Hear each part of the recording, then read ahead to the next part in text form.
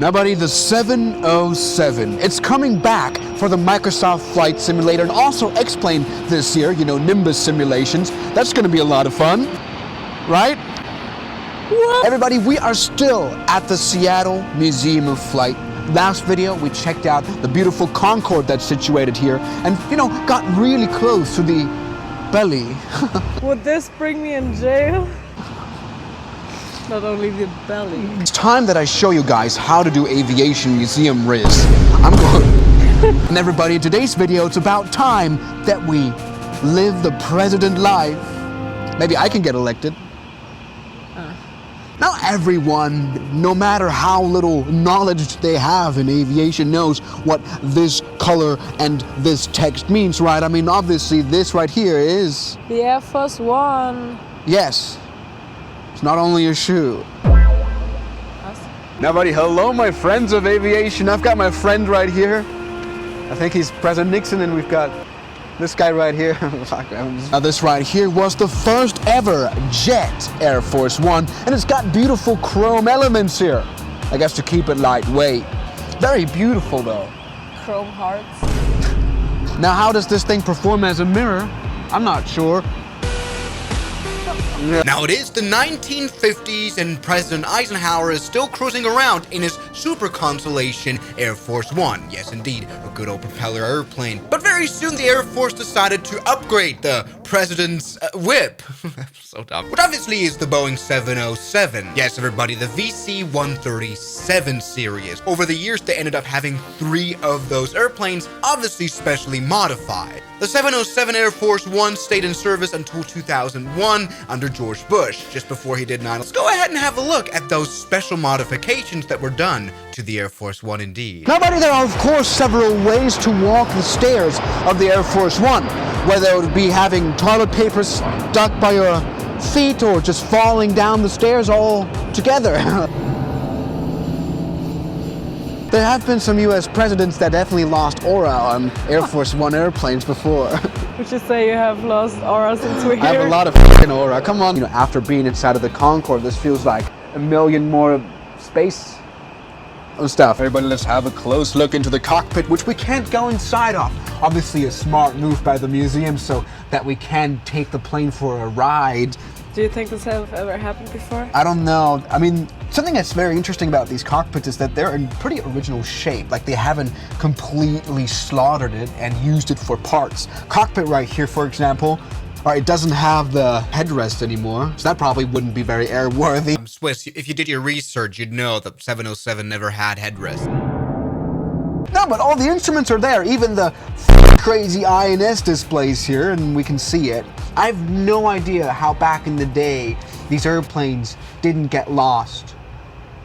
Either way, it's quite funny. I mean, this plane flew until 1996, you know, especially flying some VIPs around. And I mean, there must have been like GPS by then, right? Yeah, no, it's true. As we obviously can see, the avionics on the 707 were never upgraded here. So no, what a shame. This plane did not have Wi-Fi, and it did not have a Bluetooth connection to your Snapchat map.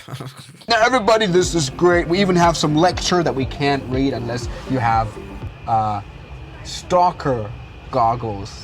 Obviously, to keep the president connected to the White House, there is this communication station, masturbation station. Do you think he likes to gamble? Yeah, of course. I mean, we have the most gambleable computer in the world right here. We've got whatever this is to gamble around.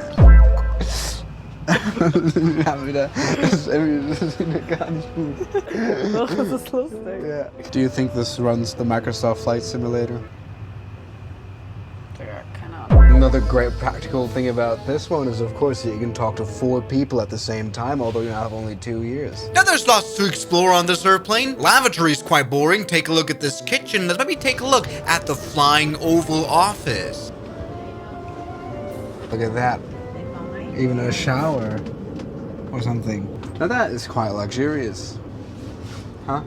George Washington. George Washington, of course. Oh, do you think you can gamble on this one? No. Womp womp. Honestly, I think this whole airplane has still a bit of a vibe of a camper van. It does kind of look like a caravan, honestly, doesn't it?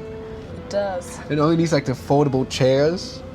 I think they are foldable, totally. I think they are These foldable. couches are foldable. This is foldable. Now, purely judging by pictures, though, the other 707 Air Force Ones looked a little bit nicer in the interior. Here's, I guess, where they Where- would do negotiations. Where And they all gamble together. yeah, they all gamble here. No, I think this is where the fake news media sits, anyway. On the Schreib machine. On a Schreib machine. Secretary station. Do you think she did some Minecraft?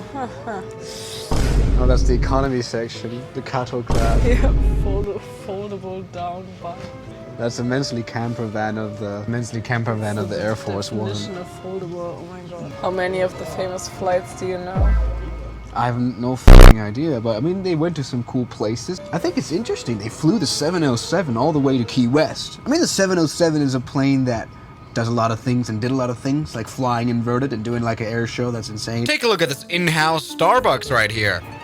Do you think they served pumpkin spice latte? Wow, I think they actually did not replace the cutting boards here. Delicious. That's insane. And take a look at this right here. I think this is where they had to throw all the burger. Now, this is quite interesting. Obviously, this is not a gas stove, but you know, in modern day airplanes, you'd only have microwaves to do the kitchen stuff. You don't have a whole kitchen with a cooking stove, really. So that actually impressed me, because I mean, that's kind of a fire hazard. Think it tasted better? It obviously tasted better because it was obviously then freshly cooked for the Mr. President. Airplane doesn't have a lot of toilets at all. I mean, this is the third one. The You know, fourth. fourth? Yeah. All right. Obviously, it, in general, wasn't all that big anyway. I mean, the 747 Air Force One is obviously a lot bigger, which makes a lot more sense. Yeah. Obviously. I mean, yes, of course, the VC-25 747 makes a whole lot more sense to be used as an Air Force because it's so much bigger and so much more sophisticated also technically. Although it's served as Air Force One since 1990. The new replacement 747-8 is going to be very interesting though. Take a look at this interior. Absolutely amazing. Not a camper van at all. Somebody, would we have liked to be president in the 707 era? Definitely not. Yeah, I think that the 747 is better anyway. That's right. Gib mir da noch rein jetzt. Huh? Gib mir da noch rein jetzt. Yeah. Yeah. So, I mean, would you like to see the 747 now? Yes. Luckily, it is on display here at the museum, so let's have a look at it. But everybody, that will only be in the next video, of course. I'm milking this so serious, right? And so everybody, thank you guys so much for watching this video, and I'll see you guys in the next one as always. Good night. And a special thanks goes out to my members, my supporters, Guns Killer, R27, James Duram, That Dude, Anime Gods of Gaming, Derek, Insider Plane, Nishijitsu Finder, Professional Jamal, Ryland Williams, and New the York. You've got beautiful names.